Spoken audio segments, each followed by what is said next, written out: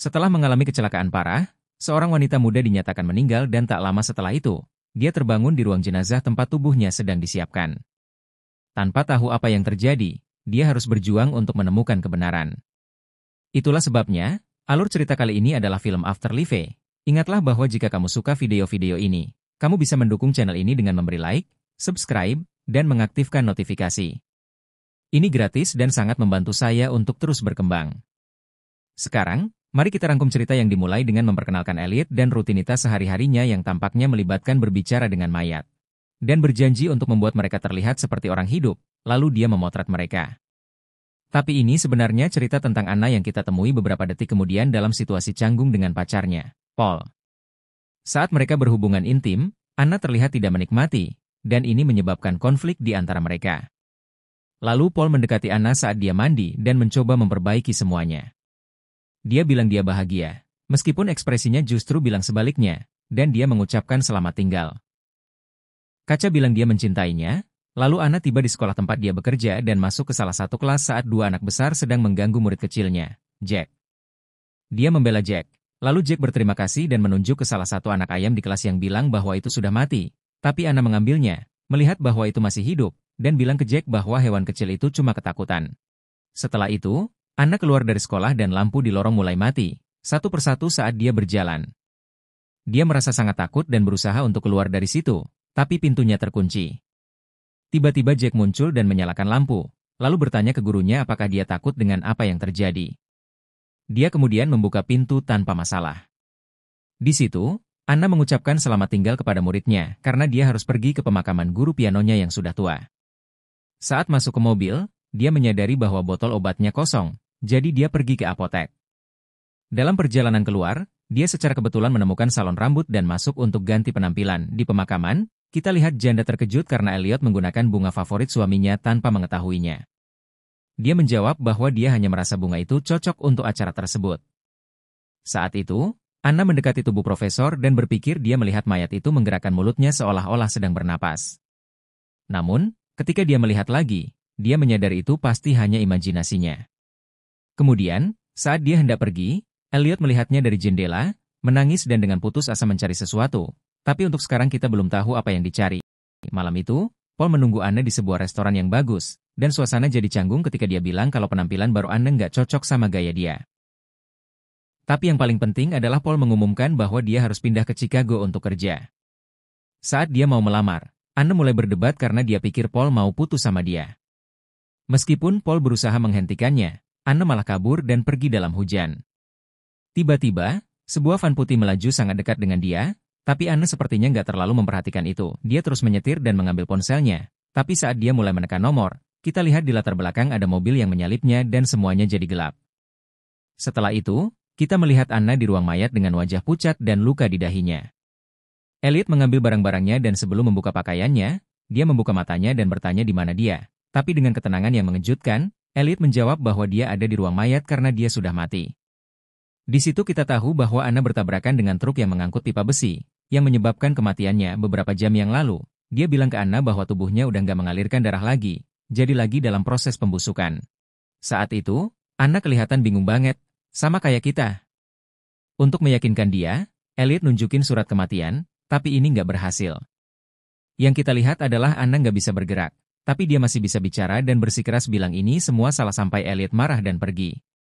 Sementara itu, Paul bangun di rumahnya dan mulai manggil Anna untuk memperbaiki semuanya. Tapi barang-barang pacarnya ada di tangan orang lain. Elliot yang setelah melihat panggilan yang terlewat memutuskan untuk memasukkan ponselnya ke dalam kantong kertas dan menyimpannya di lemari di mana ada kantong-kantong lain yang serupa. Sementara itu, Paul memutuskan untuk pergi ke rumah ibu mertuanya membawa sekuntum bunga. Dan di sana dia tahu bahwa Anna meninggal dalam kecelakaan, tetapi ibunya juga menyalahkannya atas segalanya.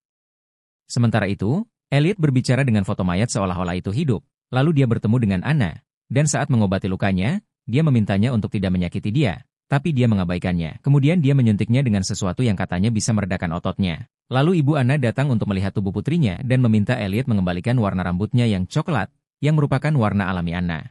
Setelah itu, Anna sendirian, tapi dia mendapatkan sedikit kekuatan, dan hal pertama yang dia lakukan adalah mencoba merasakan detak jantungnya, tapi gagal.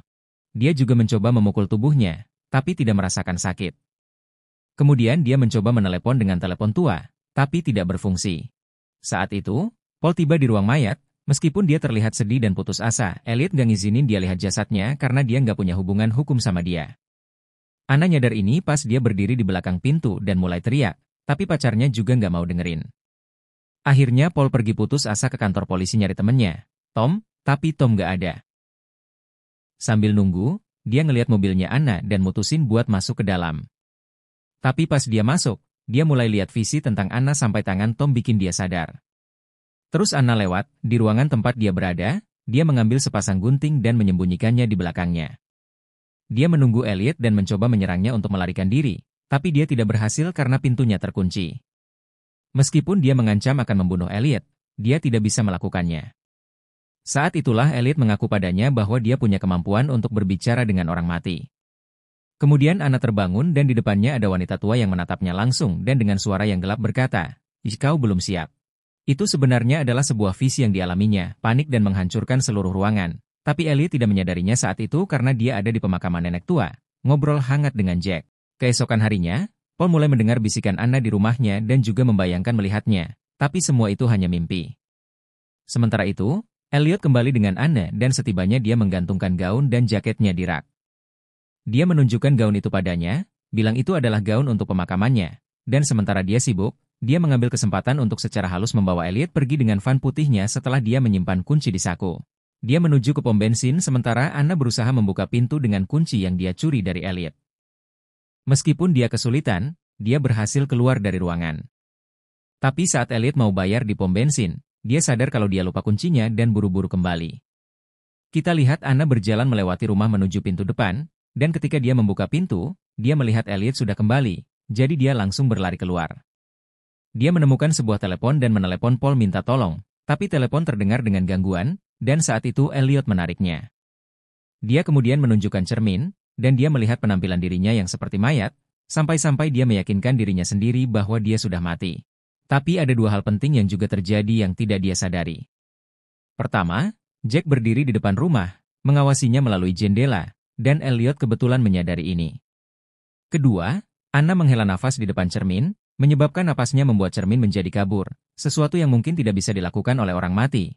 Atau iya, kita tidak tahu, tapi di saat itu Elliot dengan cepat menghapusnya dengan sapu tangan tanpa dia sadari. Jadi Anna yang sudah yakin akan kematiannya berhenti melawan persiapan Elliot untuk tubuhnya dan tidak menghiraukan apa yang disuntikan padanya.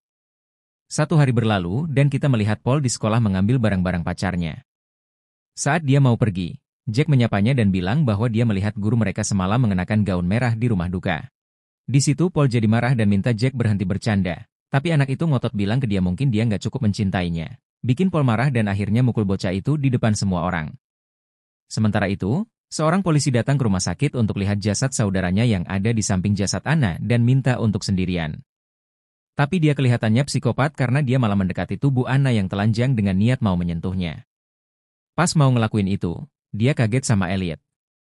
Setelah itu, Elliot nemuin Jack lagi ngobrol sama mayat di ruang jenazah dan nanya apakah dia bisa lihat Anna malam sebelumnya. Bocah itu mengangguk dan Elliot bilang kalau mereka berdua punya bakat yang sama seperti Yesus Kristus dan berjanji akan mengajarinya segalanya. Sementara itu, Paul ingat bahwa pagi terakhir mereka bersama, Anna pakai gaun merah seperti yang dibilang Jack, jadi dia mulai curiga kalau pacarnya masih hidup. Dia langsung ke rumah mayat dan cerita teorinya ke Elliot, minta untuk melihatnya, tapi Elliot menolak. Paul nekat masuk, tapi Elliot ngancam mau panggil polisi. Jadi Paul terpaksa pergi, tapi dia nggak gampang nyerah, karena dia pergi ke rumah temannya Tom.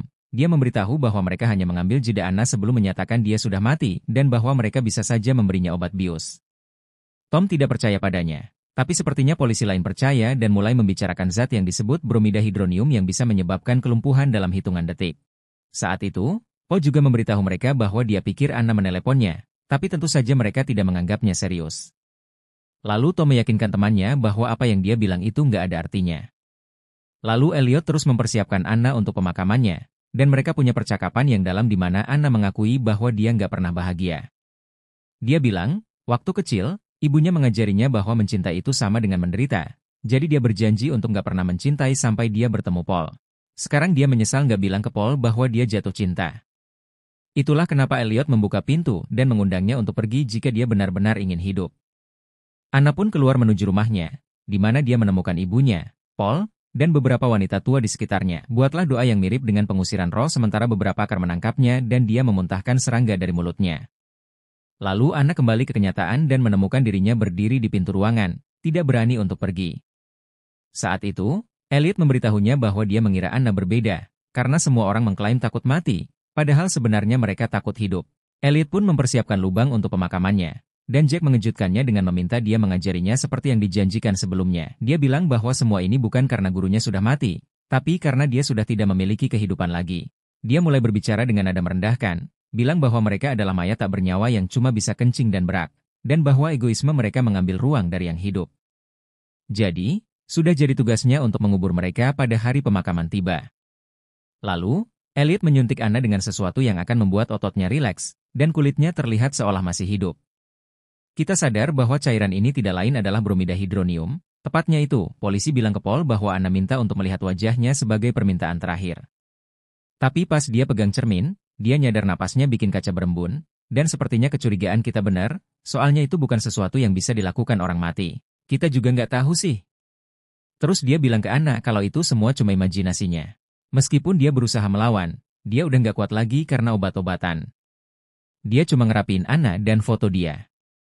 Pemakaman dimulai dan ibu Anna ada di situ, terkaget melihat dia dengan bunga kesukaannya. Lalu Elliot bilang bahwa entah kenapa dia merasa bunga itu cocok.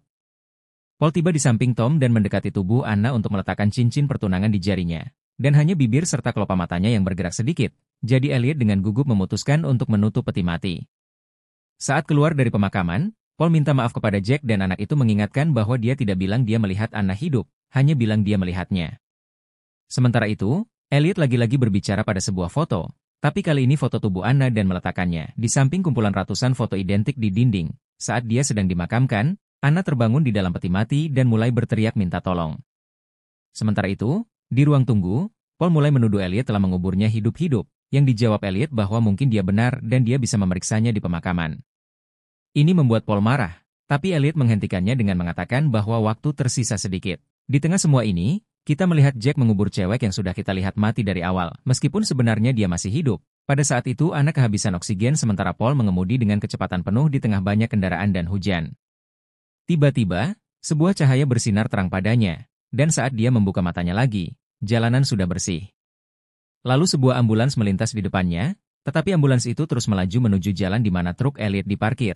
Sekarang ditemani Jack, dan mereka membicarakan bagaimana semuanya sudah selesai. Paul tiba di pemakaman dan cepat-cepat menggali peti mati Anna dan mengangkatnya keluar.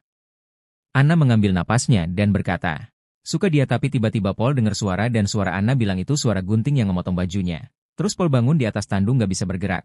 Ternyata dia di rumah sakit mayat dan Elliot bilang dia udah meninggal karena kecelakaan mobil dan dia nggak sempat ke pemakaman buat lihat apakah Anna masih hidup atau enggak. Kita juga lihat Jack bantuin sementara Elliot nyolokan paku besi besar ke tubuh Paul bikin dia teriak kesakitan sampai pingsan dan meskipun secara visual semuanya gelap, kita masih bisa dengar dia bilang, itu kehidupan setelah mati.